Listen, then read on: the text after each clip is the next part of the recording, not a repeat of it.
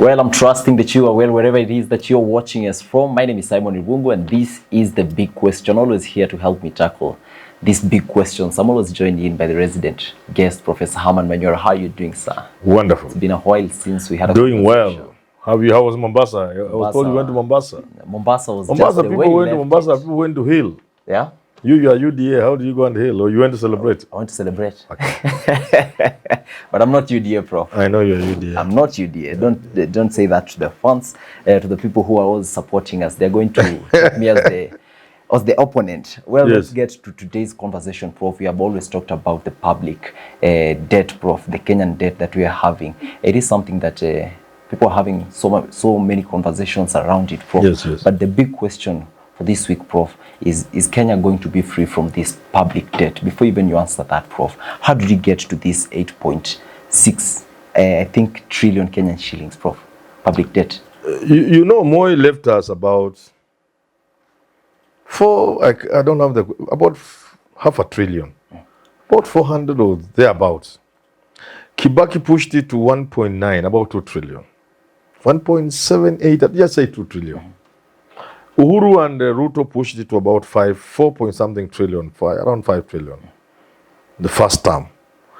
Uhuru has pushed it to 8 point something trillion. It's 8.6. It is borrowing and mainly apart from Eurobond, most of the borrowing, external debt is on infrastructure projects. Let me ask you on that. Uhuru has been borrowing and when he's borrowing, he's focusing more on infrastructures. Yes. That means Kenyans are still unemployed, Prof. How dangerous is this, just investing on infrastructures? No, there's nothing wrong with infrastructure, because in the long, you'll finally end up needing it. Even those who are saying infrastructure is not good, they will celebrate it because you need it. Yes, but it's a question of balancing. But we need to solve it's a question of balancing. But the bigger problem about infrastructure and borrowing is not that infrastructure is bad. It is that it is costed wrongly. Something that should cost, say, 500 million ends up costing 10 billion. Just a way of exaggerating. So if I have a project that is 250 billion, honestly, the right cost maybe was 120 billion. More than double. That's where the challenge is. Okay. The second challenge is, because infrastructure is long term, and most of these things are shoddy in performance. So if we are spending on infrastructure, because it will serve us good 30 years, but then the road is washed away by the next rainfall. Those are some of the challenges. And the third challenge is where you are saying about employment. The people we give these jobs to don't employ our people. And when they employ them, they give them 200 shillings. First of all, they bring their own staff. They bring their own machinery. They bring everything, expertise. And the component that is called technology transfer is lacking.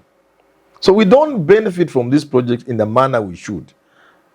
But if these projects were well costed, well executed, quality work, value for money, technology transfer, employment, use of local material, it will be a good idea. It will be a good thing, rather. Clearly, looking at Kenya, the current situation that Kenya is in right now, we see the major issues that we're having here in Kenya is something like unemployment. Yes. So having debts, going out to borrow these public debts, Prof, and people are not employed, meaning that we are not able to pay these debts on time. Prof, isn't this an issue?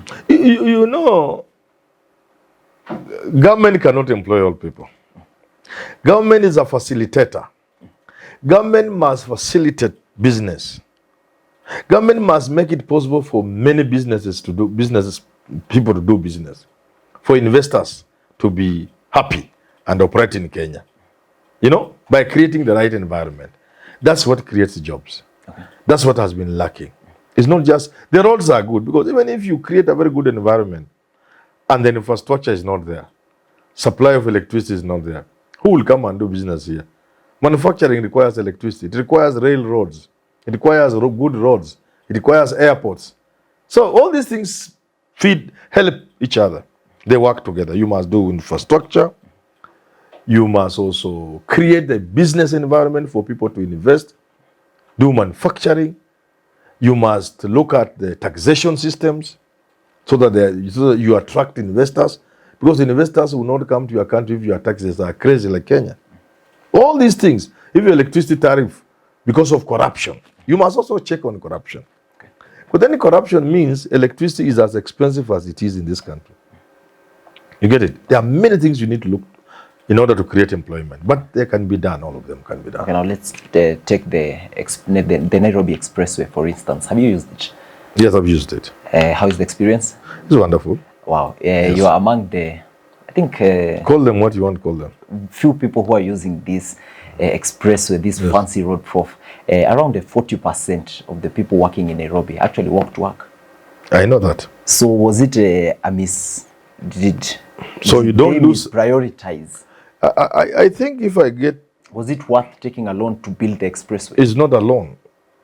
It was built through what they call PPPs. Mm-hmm. It's somebody who has brought his money. Okay. Put it there. Mm-hmm. But he will recover. Have to pay for it. No, it's his own money. Mm-hmm. He will have to recover. Mm-hmm. But it's because of corruption and the shoddy deals, which I want the Ruto to explain to us. Mm-hmm. I'm going to do a video to ask him. He should not forget to tell us a few things. Mm-hmm. So for the expressway, there are people who are putting their money. They will recover through charges. You see, people are paying. Okay. They will recover. But there are shoddy deals there, including if they don't recover their money, government will pay. You know, the kind of stupid things. Including the billions we spend on compensations and the relocation of maybe pipelines, pipes, for water, electricity, which should have been part of the deal. So the deal is grossly exaggerated, and we end up being losers. But if the expressway was done in a good way, it was a clean deal, value for the people of Kenya, we would build the other expressways, including on Ngong Road. It would be a very good thing, Ngong Road. Have another one. Somewhere spill people into Thika from Nairobi. Expressway. Yeah, it's okay. Okay, now let me take you back to today's conversation. Will Kenya ever be free from debt? Prof, I was reading an article. I don't know where I read the article and how accurate the article was, Prof. That Kenya spends more money than it collects. So are we going to be free of this debt if we use more money than we collect? You know what? There are many ways of looking at that question you're asking. First, who tells you we don't need debts? Almost every country in the world, without exception, almost all without exception. There could be one or two that are debt-free. But it is part of international business that countries have debts, unlike you must have. In order to sustain the world economy, international business, countries will have debts. So that you find even very rich countries like Japan, they have a lot of debts. America, so it's part of the business. It's like, let me give you a very simple example. One of the reasons why, for example, we have unemployment here is that everybody wants to buy something only when they have money. Okay. So you only buy a phone because you have the money. In other countries, when you need a phone, you just go and pick it. You'll pay for it slowly. When you want a car, you just go to a showroom and drive out a car. So instead of this man on Ngong Road here selling 50 units, 50 cars in a year, he could be selling 500 in a year. That will create employment. So that's how you can explain international systems, the international world economy, international business, that countries must also get loans. So yes, it may not be necessary to say you don't want debts, but what you get the money for, what you do with the money is what is important. Is it value for money? Do you make the country better when you borrow? Now, coming to the idea of spending more than we collect, it is almost every country has that problem. Okay. It is called deficit. I saw a country, Saudi Arabia. It is posted an impossible surplus. Instead of deficit like other country, it posted, I don't know, $24 billion surplus. You finance your budget and remain with so much. That's a very rare thing. That there are countries that, first of all, finance their budgets without any deficit. Much, much more rare are countries now like Saudi Arabia, where you have collected money, paid for anything you wanted to do, you still remain with bags and bags of money. So, but we have a very unique situation. In this country, we have what we call budget padding. In other words, people put things in the budget that are not necessary, so that they may follow the money and eat. You put like a project in the budget, knowing very well that like a project of 12 billion, like NYS, you remember NYS? You put in a project in the budget of 12 billion, you will follow it. You'll take 9 billion there is your money. Through crafty deals, tendering, and so our budget now currently standing at about 3 trillion. I have given this example. If you took our budget to Nairobi Primary School, and I'm not saying secondary school, just a good primary school, and told class 6 children, or class 7 or 8, this budget has things that should not be there. They will reduce this budget by 50%. Because there are so many stupid things in the budget that don't need to be there. I'm not saying a man like me or you. I'm saying primary school kids can tell you, did you have to do this? Last time you said you are doing water harvesting and you put there 1 billion. Did you ever use it? Last time you said you are doing this. Did you ever use it? Why are you doing this? Must you do this? Why are you trying to do this thing here as if you have excess money?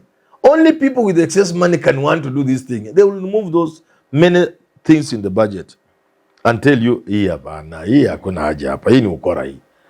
see. So the challenge of spending more than you collect also has to do with corruption. Okay. Now we have seen issues of certain countries in Africa actually losing some of their major assets. Some country losing ports. I don't know how Zambia went on with their airport, and I don't know their power plant, Prof. Now Kenya, which is sailing towards that direction. Of course. And we want the new president, William Samoei Ruto, to guarantee us, to assure us that we are not going there. Okay. He must assure us. No. Our dealing with donors and partners cannot deliver us. You know what assurity? We're there. What assurity is not enough. What does he need to do? No, to assure us. It's simple. Just assure us. Be transparent. We just need transparency. We just know what the government is doing. We just want to know what we are doing, what we are entering into. If you come with partners here, let us see what they are doing. What is the benefit to us? What is the cost to us? Because one thing about borrowing is this. You must balance between those who are enjoying and those who will pay. Okay. You get it? Countries must balance when they are borrowing. It will not be fair for you to borrow things to enjoy today, even if they are the roads, what have you, and then the future generations pay. It's also not good to burden us to sacrifice paying so that somebody in the future may enjoy. You need to balance. Yeah. And for every penny that we have borrowed, Prof, how would you evaluate how this money has been spent? It's difficult. Most of this money has just been wasted. No, there isn't money we have borrowed that we have used well. No, that we have never used from the times of Kenyatta 1. Okay. The best example is the factory of fertilizer, whatever it was, and then the meat plant, Halal, of 1974. The next example is about the forensic lab during Kibaki time, slightly before, and then it has never until it was completed the other day. Money just went. We have been paying money. We have allocated money in our budget to pay debts for things that never took off, and we know it. When Uhuru was asked, when he was, I think, in charge of, he said, Uhuru was the president. He said, we have to pay these things. We know they are not fair. But if we don't pay these debts, we shall be blacklisted. So let us pay.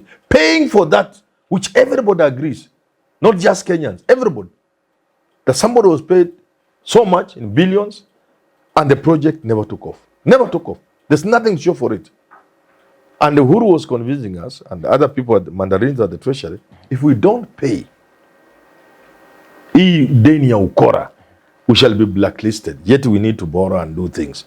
So those are some of the things you have to deal with. And I hope the new president is able to wriggle us out of that. Okay, now, well, as we wrap up the conversation, Prof, as a country, can we move forward without borrowing? And is Kenya going to break free from debts? I started by saying, even if you are to manage to pay off all your debts, Ceausescu of Romania did it, and he remained a pariah.